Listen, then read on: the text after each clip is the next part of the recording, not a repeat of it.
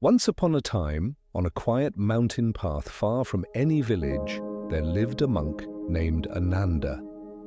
Ananda sat beneath an ancient tree whose roots clung tightly to the earth, as if they had learned long ago how to let nothing be wasted, not even time. His robe was simple and worn, faded by sun and rain, yet it rested on him without weight. Ananda's back was straight, his hands calm in his lap, and his breathing moved as gently as the wind through the leaves above him. Travelers often passed this path, but few noticed Ananda. Those who did felt something unusual, an ease they could not explain, a quiet that settled in the chest before the mind had time to speak. Ananda did not call out to anyone. He did not seek students. He simply sat present, as he had done for many years. On this particular morning, a young traveler approached, burdened not by his pack, but by his thoughts. His steps were slow, his shoulders tense, his eyes heavy with memories he could not release. When the traveler saw Ananda beneath the tree, the traveler stopped, without knowing why. The forest around them was awake. Leaves trembled softly. A stream somewhere beyond the trees carried its steady song. Birds called to one another and then fell silent again, as if listening. The traveler stood at the edge of the clearing for a long moment. The traveler wanted to speak, but something in Ananda's stillness made words feel clumsy. The traveler swallowed, tried to breathe, tried to stand without shaking. At last, the traveler stepped closer and bowed. "Ananda," the traveler said, voice low, "I have walked a long way." Ananda opened his eyes slowly. Ananda's gaze was neither sharp nor dull. Ananda simply looked the way the sky looks at a field, without pushing, without pulling. "Sit," Ananda said. The traveler sat on a flat stone nearby. The traveler's knees ached from walking. The traveler's chest ached from something deeper. For a while, Ananda said nothing. Ananda watched the traveler's breath. Ananda watched the traveler's hands twist together, then separate, then twist again. Ananda watched the traveler glance toward the path behind him, as if something might be chasing him. The traveler finally spoke. "Ananda, my mind will not rest," the traveler said. "Even when I stop walking, the noise inside me keeps moving. I remember things I do not want to remember. I hear words I wish I had never spoken. I see faces I hurt. I see chances I ruined." The traveler's eyes dropped to the ground. "Ananda, I try to forget," the traveler whispered. "But forgetting does not come. I try to become someone else. I try to be better. Yet the past stays on my back like a stone I cannot put down." Ananda listened. Ananda did not interrupt. Ananda did not tell the traveler to feel ashamed. Ananda did not tell the traveler to feel proud for confessing. Ananda simply listened, as if listening itself were medicine. When the traveler finished, the silence returned. The silence did not feel empty. The silence felt full, like a bowl waiting to be filled with clean water. Ananda leaned forward and picked up a small stone from the ground. The stone was smooth and grey, warmed by the morning sun.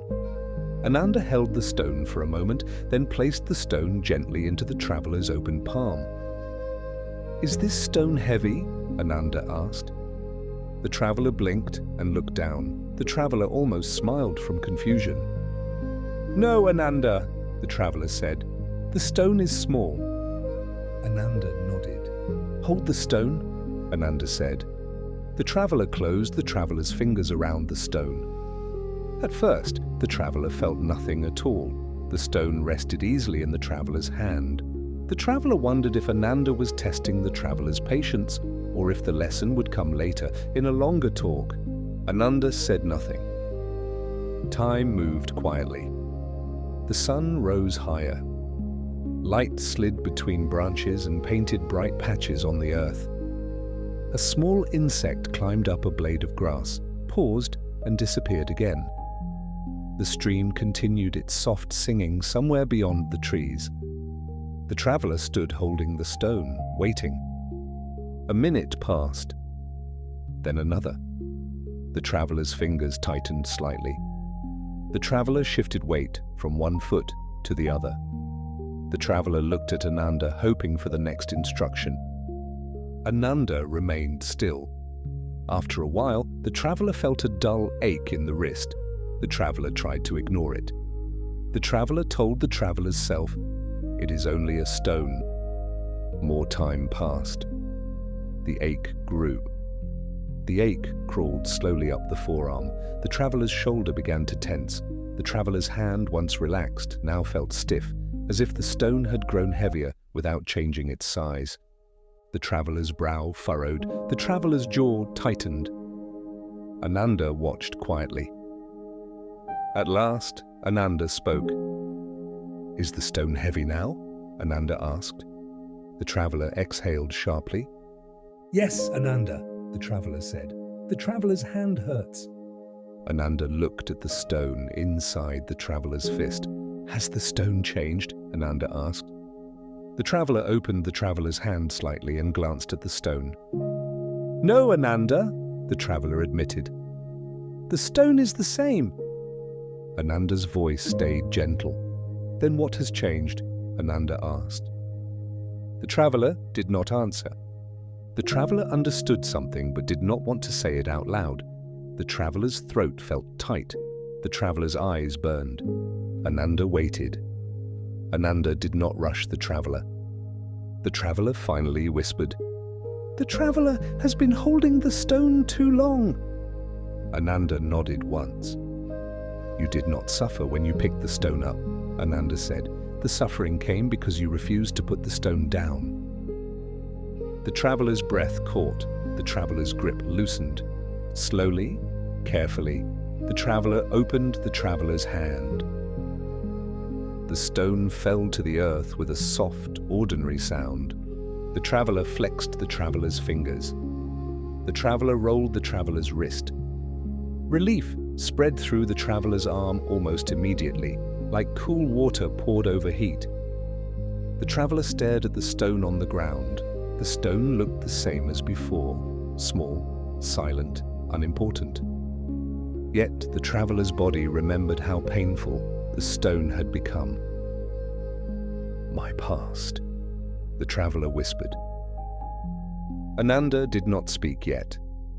Ananda allowed the traveler to see the truth without being pushed into it. The traveler swallowed.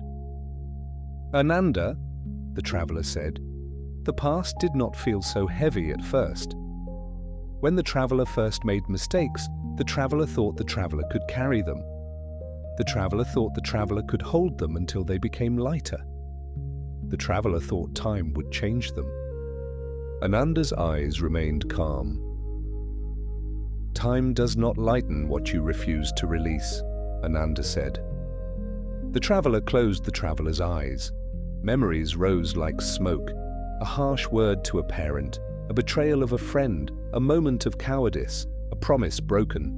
The traveler had carried each memory as if the traveler deserved to suffer.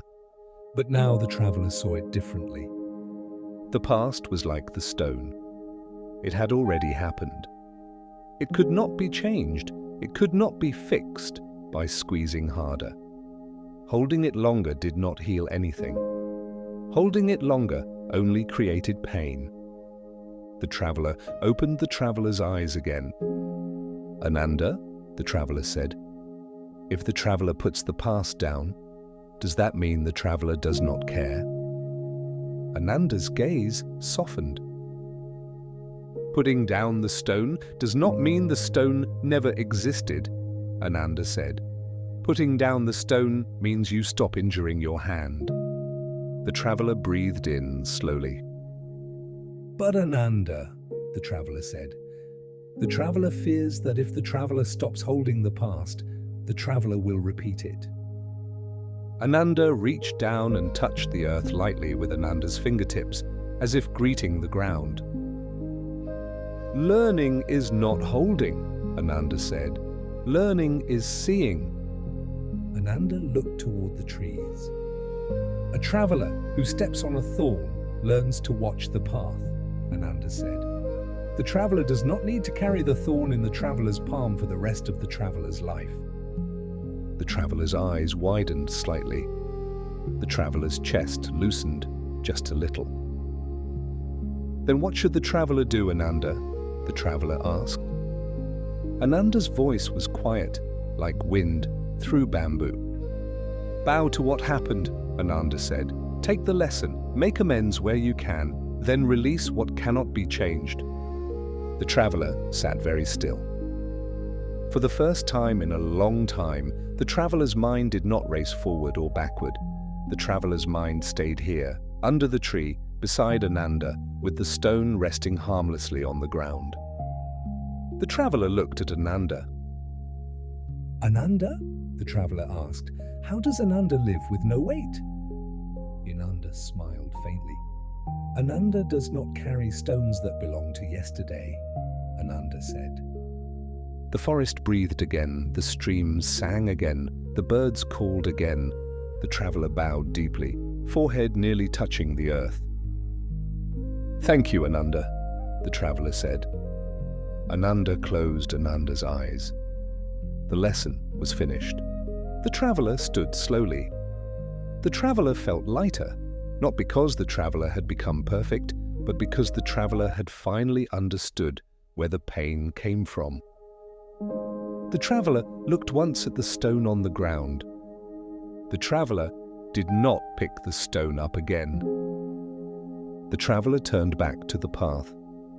As the traveler walked, the traveler felt the wind brush the traveler's cheeks. The traveler heard leaves whisper overhead.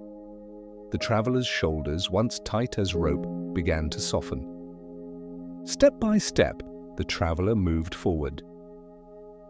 The past remained behind, still real, still true, but no longer carried.